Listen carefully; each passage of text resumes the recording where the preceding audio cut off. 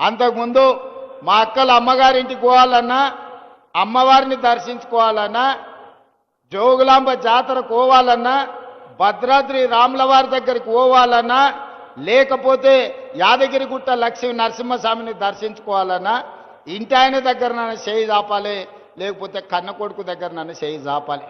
వాళ్ళు ఇస్తే ఇచ్చినట్టు, ఇవ్వకపోతే మనసులో దుఃఖం ఉండేది, బయటికి చెప్పుకునే పరిస్థితి లేకపోయేది.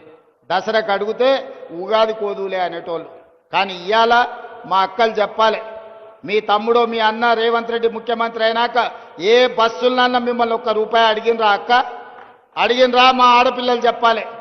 ₹1 టికెట్ అన్న పెట్టిరా? 8,100 కోట్ల రూపాయలు ఈ 2 ఏళ్లలో మీ బస్సు కిరాయి పైసలు ఈ ఇందిరమ్మ ప్రభుత్వం కట్టింది. ఆడబిడ్డలకు బస్సులో ఉచిత ప్రయాణం ఇచ్చినాం.